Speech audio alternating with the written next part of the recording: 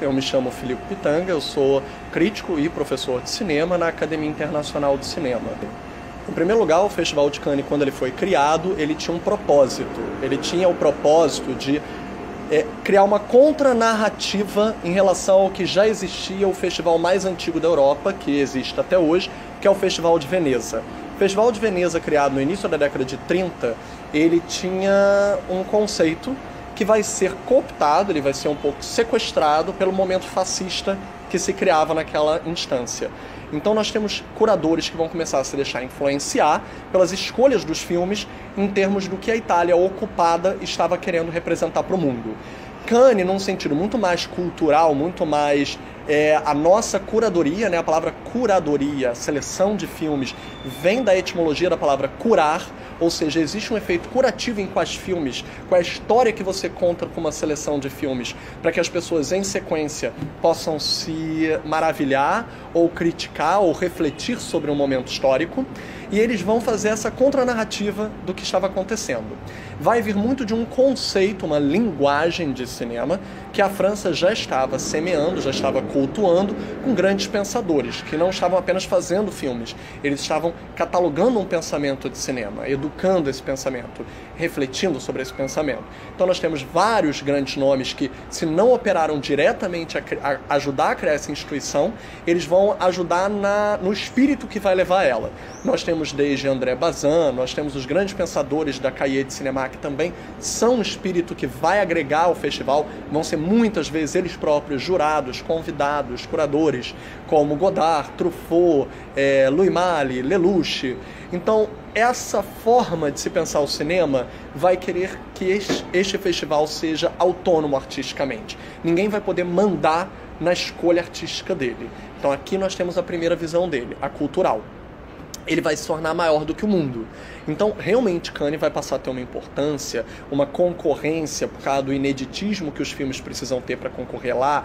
Ele vai ajudar a formar, reconhecer grandes cineastas do que até agora o cinema mundial fez, como Fellini, Kurosawa, os próprios franceses. E ele vai ajudar a reconhecer o futuro do cinema. Vai haver grandes momentos do cinema que Cannes vai ajudar a formar.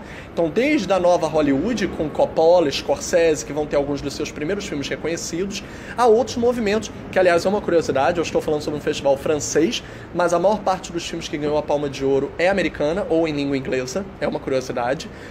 E a segunda não é francesa, é italiana, que ganhou Palma. Então, assim, é uma questão, mas o futuro vai sempre estar ditando tendências, vai tentar ditar tendências. Então a gente vai ter, por exemplo, o novo cinema independente americano sendo reconhecido, como Soderbergh, Tarantino, os irmãos Coen. Nós vamos estar na crista da onda do mundo, como a nova onda romena, a nova onda turca, todos eles respectivamente reconhecidos, que não quer dizer que eles tenham dito antes, mas porque eles disseram parte do mundo que nem sequer aquecia a existência desse cinema, vai lá e presta atenção. Ou outros que, ganhando ou não tendo ganhado a Palma, porque concorreram, tiveram uma carreira, vão passar a ter uma carreira e vão existir nesse mundo, como o chinês Jia Zhangke, que é um darling, é um querido de Cannes, e se não fosse Cannes talvez reconhecer o que ele estava fazendo, a própria China não estaria reconhecendo. Então nós temos Cannes com um conceito que vai para além do seu início, mas claro que não deixa de ser institucional, sabendo o que eles representam, e mercadológico. Eles têm um marketing atual. Todos os festivais têm um braço mercadológico, até Sundance, que é o festival de cinema independente, todas as majors fizeram braços independentes, foram forçadas a fazer para ter marketing, ou seja, estandes de marketing num festival para comprar filmes. A Cannes tem seus agentes de vendas. Isso não é um pecado. Cinema é indústria. Se ele não rende, se ele não lucra, você vai falir um sistema. Se ele não gera empregos, circula dinheiro, você vai falir um sistema. Vai ser fazer filme para ver em casa com nossos familiares e não vai circular, não vai sair dali. Todos nós, cada um só vê com sua família e troca com seus primos. Então, seria negligência. O caso da Netflix é muito específico. O mundo inteiro está conservador ainda em relação à Netflix. O pontapé inicial foi quando concorreu em Veneza, olha aí de novo os festivais se protagonizando, né? O filme Beasts of No Nation, que que foi o primeiro longa-metragem inteiramente produzido pela Netflix, um filme gigante. O Oscar invisibilizou o filme, não deixando o Idris Elba ser indicado a melhor ator coadjuvante, que ele estava ganhando quase todos os prêmios com esse papel.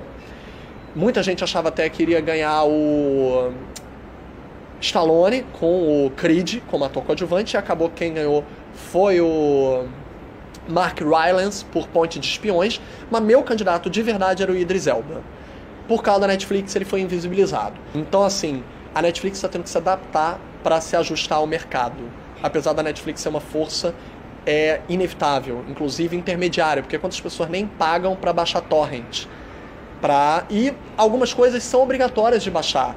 Eu não estou dizendo aqui, uma ode à pirataria, mas existem filmes que não existem no mercado para você comprar em DVD. Não existem para você ver no Canal Brasil. E alguns produtores, quando você liga e diz, eu preciso do seu filme, que eu preciso passar em aula, eles próprios às vezes dizem, então, eu botei no site X, pode pegar de lá. Eles dizem. Às vezes tem uma carta de recomendação, eles dizendo por que puseram. Para democratizar o acesso à arte. Então a Netflix ele é o meio termo da pirataria total em relação ao circuito super inflacionado do ingresso de cinema, da pipoca, do refrigerante, do estacionamento do shopping, em que você não está pagando pelo filme, você está pagando por toda a inflação de exibir um filme e pagar pela parede. Então assim, a Netflix não pode ser negligenciada, porque ela é uma forma do cinema ainda ser indústria, que foi o que eu falei, que você não pode falir com um sistema que circula dinheiro. É uma questão. Cannes está sendo retrógrada, mas ao mesmo tempo está sendo sensacionalista. O Almodóvar, no júri, chegou e falou, não vamos premiar filme que veio da Netflix como Okja, que é de um coreano. Incrível. O que ele fez? O que ele falou? O Bong Joon-ho. O que ele falou? Não vamos nem sequer considerar o teu filme, o que é muito errado. Isso é censura. Vamos lá, diferença entre boicote e censura. Boicote é foro íntimo. Eu não concordo com isso, eu não vou ver o filme, mas vocês podem ver. Censura, eu te proíbo de ver o filme. Censura é putativa, é para terceiro. É um ato de imposição. Boicote é um ato de liberdade pessoal. Eu não quero ver o filme. Eu tenho minha liberdade total. Ninguém tá tolindo minha liberdade. Então, o que o Almodóvar brincou de fazer por sensacionalismo para Cannes foi, não vamos nem considerar esse filme porque ele é da Netflix. Ou seja, ele acabou de dizer, vejam o filme. E a segunda frase foi, na semana seguinte, né? Acabei de fechar contrato para um filme com a Netflix milionário. Scorsese também. E etc. A maioria dos festivais, como o Oscar, que é uma premiação, não é um festival, o Oscar não exibe filmes, ele não tem uma equipe de curadoria, ele não tem uma equipe de júri. Cada ano, os festivais que exibem filmes têm um corpo de júri diferente, que é um ato curatorial. Você escolher jurados diferentes para cada ano, com mentalidades e reconhecendo movimentos de cinema que já concorreram nos anos anteriores e agora vão ser jurados, é uma mentalidade. Talvez um filme tailandês como o do Apichatpong Veerasathakul, Tio Boone, não teria ganho a Palma de Ouro se não tivesse um Tim Burton como presidente do júri. Então, quem você escolhe como jurado, como corpo do júri, influencia muito a quem vai ganhar ou ser visibilizado. E essas premiações, até o Oscar, elas são imprescindíveis também por quem não ganhou. Por quem foi invisibilizado, muitas vezes. Ou quem não ganhou, às vezes, é uma resistência maior do que aquele que ganhou, como o exemplo que eu dei do Jia Zhangke. O cineasta chinês já estava usando o cinema digital muito antes, praticamente tendo que traficar seus filmes para fora da China, que não exibia seus filmes, só em cineclubes, em cafés. O cinema iraniano também teve muito dessa participação, essa participação de cinema de guerrilha, de resistência, exibido fora do seu próprio país, onde ele era proibido. O Abbas Kiarostami é uma grande palma, que foi dividida, inclusive, existem várias palmas, empates, né, de palmas de ouro que são históricas.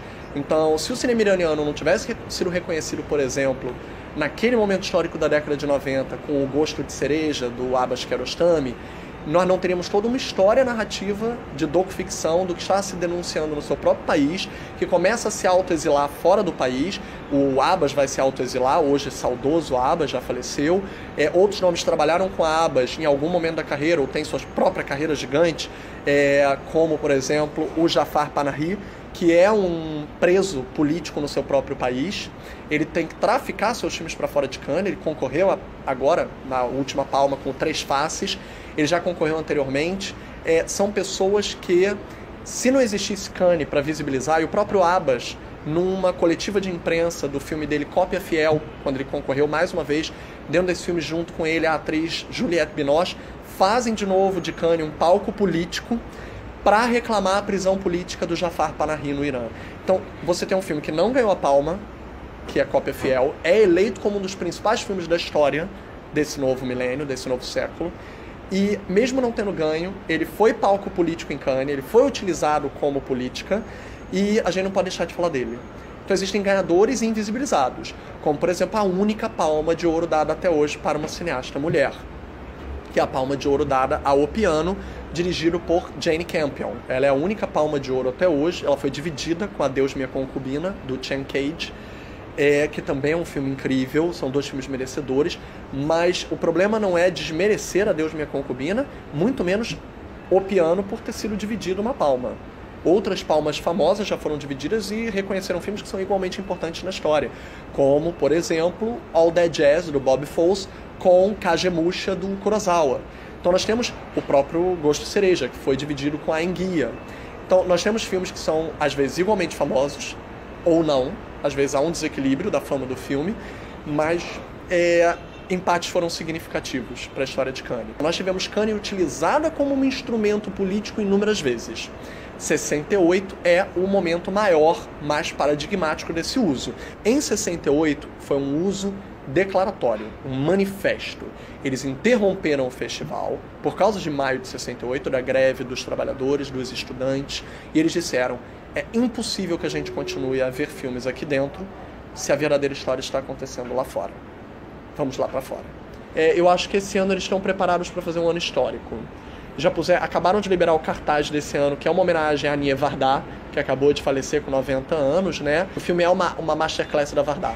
Ela dá uma masterclass filmada que vai ser invadida pelos filmes dela e por outros filmes que ela considera incontornáveis e imprescindíveis. Mas prepare-se, esse ano vai ser quente.